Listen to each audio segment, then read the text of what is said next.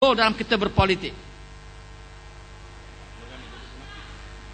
Pertama, saya ingin menjelaskan tentang 40 orang ulama ni. Pertama, apa yang digembar-gemburkan, nombor satu, saya tak nampak pun mana ulama-ulama itu.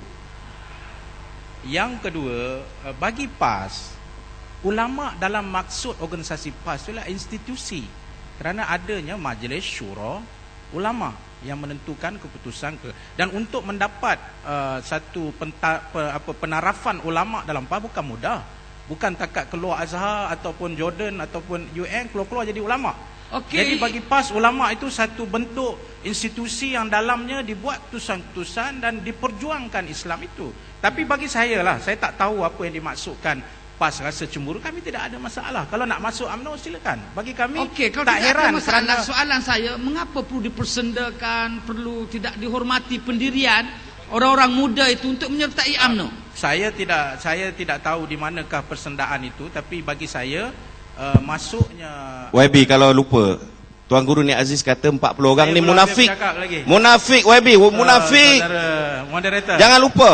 Saya kira kita YB setuju? YB setuju 40 orang ni munafik YB? Saudara Luqman, kita kena habis bagi kepada YB Mujahid untuk menjawab.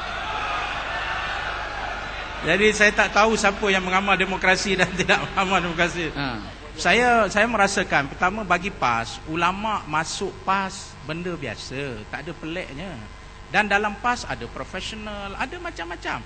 Cuma bagi UMNO agaknya pelik lah ulama masuk, sebab ya dalam dia punya kabinet kita tengok ulama terpaksa dibawa ke pintu belakang untuk jadi menteri, kerana kerusi yang ulama bertanding seorang pun tak menang.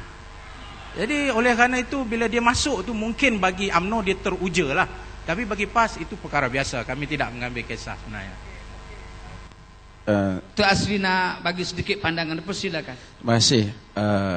Saya bukan nak mengulas apa yang disebut oleh YB Mujahid, tetapi saya ingin memberikan pandangan umum kepada Pakatan Rakyat sebagai orang yang melihat kepada semua perjalanan ini pada dimensi saya. Apa yang kita tidak puas hati ataupun apa yang ramai rakyat tidak puas hati dengan sebahagian pengurusan negara yang berlaku oleh Kerajaan Barisan Nasional, sebahagiannya ialah kerana tentang hak-hak rakyat. Antaranya ialah tentang kebebasan rakyat itu sendiri. Saya melihat, bukan saya sokong 40 ulama ni masuk UMNO ataupun apa, tetapi bagi saya, kita menghormati freedom of choice, kebebasan untuk memilih. Kerana itulah yang patutnya parti-parti politik dalam negara ini jamin rakyat. Kita jamin apabila suatu kerajaan yang adil naik, dia akan memberikan hak pada rakyat untuk membuat pemilihan mereka. Tetapi PAS hendaklah mengkritik ulama-ulama itu apabila mereka mengeluarkan fatwa yang salah. Apabila mereka mula bercakap perkara yang tak betul dari segi hukum, masa itu kritik. Bukan ketika mereka membuat pemilihan. Sikap ini adalah adil. Dan saya sebut pengurusi sedikit. Inilah masalah yang berlaku. Sama dengan kes royalty di Kelantan. Hari ini kita tengok MCA sebut 1 bilion dia perlukan untuk sekolah Cina. Dan tidak ada pimpin UMNO yang berani mencabar habis-habisan. Tetapi dalam isu Kelantan, berbagai begitu ditekan masalah royalty. Kelantan tak boleh dapat royalty. Ini kerana sikap yang bagi saya, bukan kerana sikap yang tidak adil di dalam pengurusan. Sebab itu, bila kita sebut Islam, Islam lebih atas daripada bangsa. Abu Ubaidah Al-Jarrah, apabila dia pergi nak mengambil bahagian peruncukai daripada Yahudi Madinah, Yahudi kata, wahai Abu Ubaidah, adil kepada kami. Kata Abu Ubaidah kepada Yahudi, wallahi inna Muhammad ahabba ilayya min jambaini hadhain wa antum abghadu ilayya min al-qiradati wal khanazir.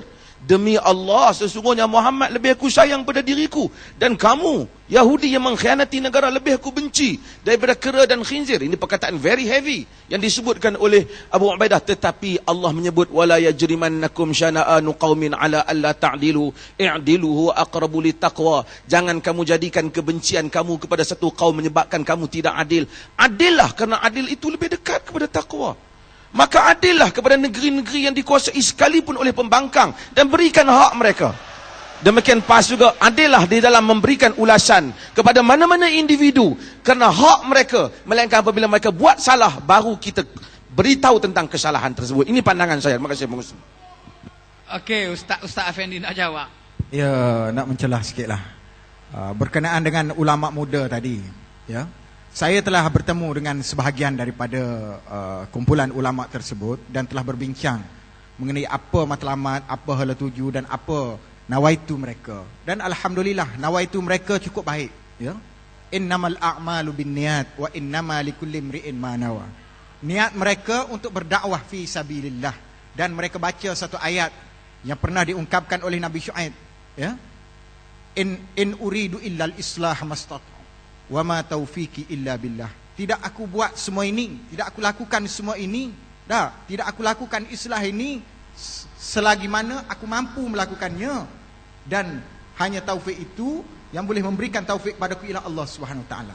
Jadi tujuan mereka masuk dalam UMNO bukan nak pada jawatan, bukan nak pada benda apa-apa, mereka dah makan gaji.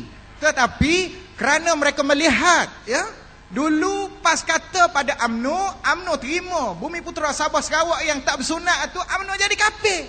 Tetapi hari ini PAS pula menerima keahlian hak tak bersunat juga. Dalam Dewan Himpunan Penyokong PAS di PSS, maka terima hak tak bersunat. Kalau dulu kata ke UMNO kafir, PAS jadi apa? Tak kafir kah? Itu dia yang pertama. Yang keduanya, saudara-saudara, tuan-tuan sekalian, selesai. Jadi tuduhan mengatakan bahawa 40 ulama ni sebagai penyamun, ada ceramah di di Kuala Lumpur, di Masjid TTDI Jaya. Di TTDI Jaya, Taman Tun Dr. Ismail. Dia menyebut bahawa 40 ulama ini adalah penyamun, dia kata. Macam cerita 40 penyamun dalam Alibaba Bujang Lapuk, dia kata. Dan mereka ini dia ugut katanya, dia buat fitnah lagi dalam masjid. Dia ugut kalau tidak menyertai 40 ulama masuk UMNO ni, mereka akan dituduh sebagai JI. Ini semua fitnah. Dan mereka kata tidak, masuk UMNO ikhlas kerana Allah Subhanahu Wa Taala. Melihat perkembangan sekarang. Yang keduanya, saya nak respon kepada soalan yang ditanya kepada Lokman tadi, ya. Berkenaan dengan kerajaan pusat, UMNO tak bantu Kelantan. Saya nak cerita UMNO Barisan Nasional pernah memerintah Kelantan tahun 78 hingga tahun 1990. 12 tahun, tuan-tuan. Ni, Balai Islam Lundang, UMNO buat, Barisan Nasional buat pada masa tu. Jabatan Hal Ehwal Islam Kelantan sebelah tu, Kota Darul Naim, Pasar Siti Khadijah, dan banyak lagi termasuk airport dan sebagainya, UMNO buat. Jasa UMNO Barisan Nasional, tuan-tuan. Saudara-saudara, nanti dulu moderator. Saya nak bercakap tak habis lagi. Kalau rakyat Kelantan menuntut hak, dia kata kita bayar cukai. Kita bagi cukai pada kerajaan pusat. Berapa rakyat Kelantan bayar cukai pada kerajaan pusat? 29 juta setahun, jahwe. Berbanding dengan Melaka. Melaka kutip cukai 1.9 bilion setahun. Dekat 2 bilion. Tetapi dalam rancangan Malaysia ke-9, kerajaan pusat bagi pada Kelantan 7.6 bilion. 7.9 bilion. Kutip 29 juta bagi 7.6 bilion.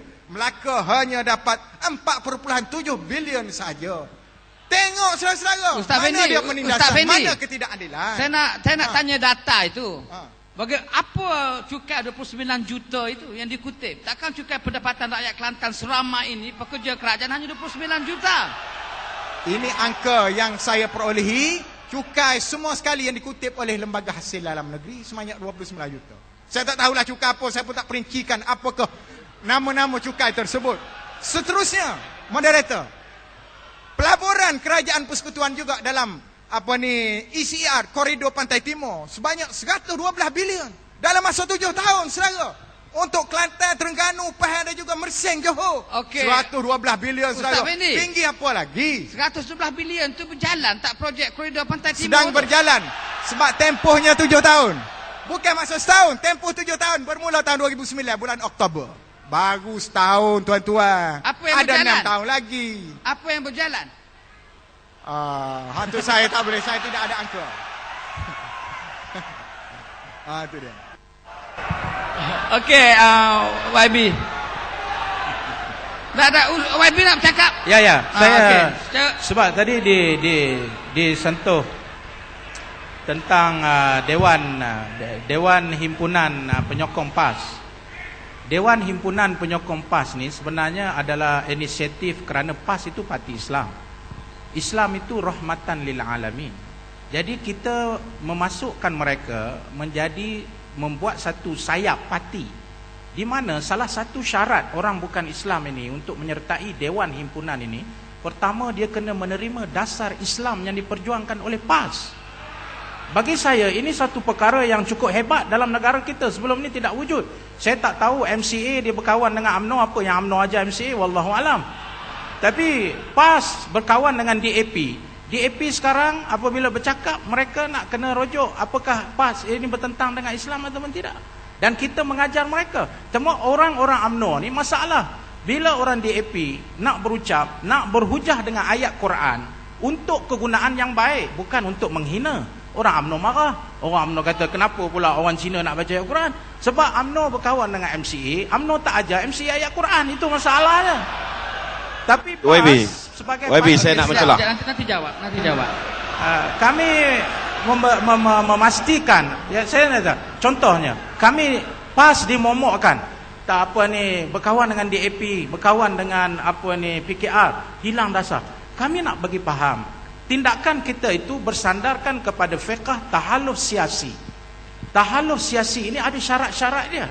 Dan pada tahun 2004, apabila DAP tidak boleh menerima gagasan perjuangan PAS, mereka keluar, okey, fine.